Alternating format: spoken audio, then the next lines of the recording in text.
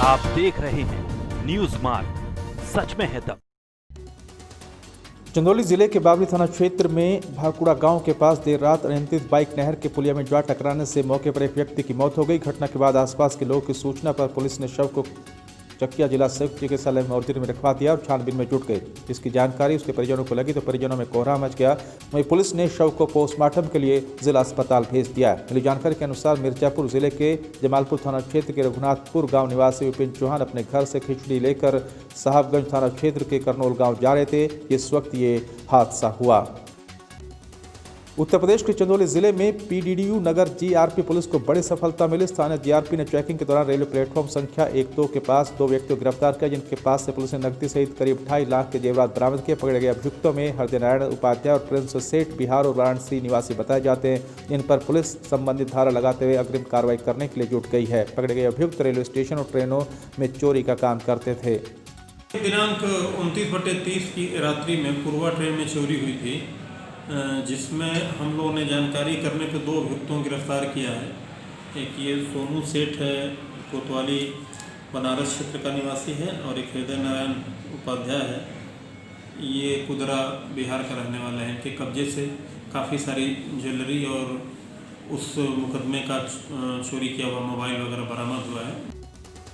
नवागत जिलाधिकारी ने मंडलीय अस्पताल का शुक्रवार को निरीक्षण किया। इस दौरान लैब के कर्मी नदारद मिले। अस्पताल में गंदगी देखकर कहा कि सफाई की गुंजाइश है। अस्पताल में घूमने और बेड पर आराम फरमाने वाले कुत्तों पर कहा कि इनको दिखाया जाएगा। मंडलीय अस्पताल में पहुंचने पर आपको एक बेड पर कुत्ता और दूसरे पर इंसान नजर आए तो भ्रमित मत होना। जनाब, ये पशुओं का नहीं बल्कि इंसानों का अस्पताल है। सर्जिकल वार्ड के बेड नंबर 31 पर बीमार इंसान पड़ा था तो 32 नंबर बेड पर आवारा कुत्ता आराम फरमा रहा था। ये व्यवस्था जिले के सबसे बड़े अस्पताल में गंदगी और कर्मचारियों की मनमानी। जिलाधिकारी ने पहले निरीक्षण में भाप लिया और खुलकर न बोल पाने की प्रशासनिक दबिश के चलते वहां पर सफाई की और गुंजाइश को लेकर कहा और साथ ही व्यवस्था को सुधारने के निर्देश दिए।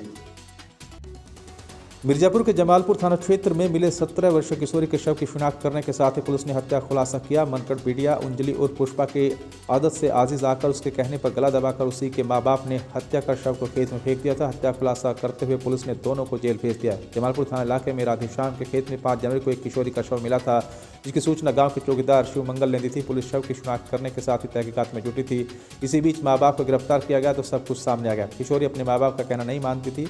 उसका अवैध संबंध घर के पीछे ही रहने वाले युवक से था। शादी करने को राजी नहीं था। इस पर प्रेमी की उपेक्षा और माँ बाप की फटकार से परेशान बिटिया ने गला दबाकर मौत मांगी तो दोनों ने उसके अरमान को पूरा कर दिया। 5/1/2021 को एक बच्ची की लाश राधेश्याम शर्मा जमालपुर के रहने वाले उनके खेत में मिली थी, और चूँकि जो शरीर पर जो चोटों के निशान थे उससे उसकी हत्या किया जाना प्रतीत हो रहा था, तो गांव चौकीदार शिवमंगल की सूचना के आधार पर आईपीसी की धारा 302-201 के तहत मुकदमा पंजीकृत किया गया और विवेचना एसओ जमालपुर द्वारा की गई। विवेचना के दौरान उसकी युवती बच्ची की शिनाख्त हुई। शिनाख्त में वो अंजलि उर्फ पुष्पा। संभल में बिजली विभाग के एक्सीएन ने स्टेट बैंक शाखा प्रबंधक पर बिजली विभाग की 24 लाख की धनराशि गबन करने का आरोप केस दर्ज किया है। बिजली विभाग के अधिशासी अभियंता का आरोप है कि स्टेट बैंक में संचालित बिजली विभाग के खाते में 24 लाख के चेक कैश जमा किए गए थे, लेकिन स्टेट बैंक के बैंक प्रबंधक ने बिजली विभाग के खाते में 24 लाख की धनराशि जमा नहीं की। पुलिस ने मामले की जाँच शुरू कर दी है। मामला जनपद में गुन्नौर कोतवाली क्षेत्र के बरबाला में स्टेट बैंक शाखा का है। गुन्नौर के अधिशासी अभियंता जेपी यादव का आरोप है कि बबराला में स्टेट बैंक की शाखा में बिजली विभाग का खाता है, जिसके बिजली विभाग ने पिछले दिनों बिजली उपभोक्ताओं से वसूले गई धनराशि समेत 24 लाख के चेक जमा कराए थे। स्टेट बैंक शाखा प्रबंधक ने जमा कराए गए चेक के आधार पर बिजली उपभोक्ताओं के खाते में धनराशि तो ट्रांसफर कर ली, लेकिन ट्रांसफर की गई धनराशि और जमा कराए गए कैश को बिजली विभाग के खाते में जमा नहीं किया गया।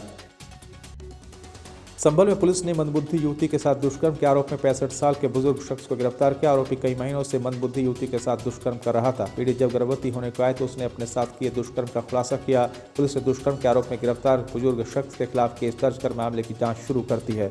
मंदबुद्धि युवती के साथ दुष्कर्म किए जाने का मामला संभल जिले के बेनियाठेर थाना इलाके का है, जहां पीड़िता के चाचा के अनुसार उनके भाई की 23 साल की बेटी मानसिक तौर पर कमजोर है, जो कि भाई की आर्थिक हालत कमजोर होने की वजह से उनके परिवार के साथ रहती है। गुरुवार को भतीजी ने पेट में दर्द होने की शिकायत की। दवाई दिलाने के लिए संभल जिला अस्पताल लेकर पहुंचे। जिला अस्पताल में डॉक्टरों ने जांच के बाद उसे 5 महीने की गर्भवती बताया। भतीजी गर्भवती होने की बात सामने आने के बाद जब उसे पूछताछ की गई तो उसने पड़ोस में रहने वाले 65 साल के एक बुजुर्ग शख्स को बहला फुसलाकर पिछले कई महीने से उसके साथ दुष्कर्म कर करने की बात बताई। चंदौली में बलुआ थाना क्षेत्र के तहत आने वाले पलिया गांव में अज्ञात युवक की हत्या का पुलिस ने पहचान कर ली है।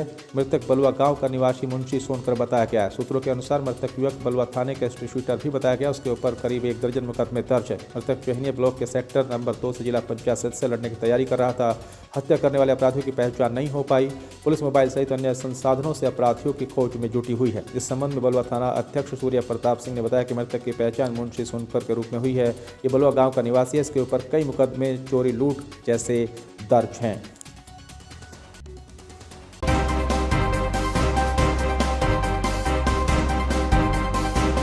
आप देख रहे हैं न्यूज़ मार्ग, सच में है दम।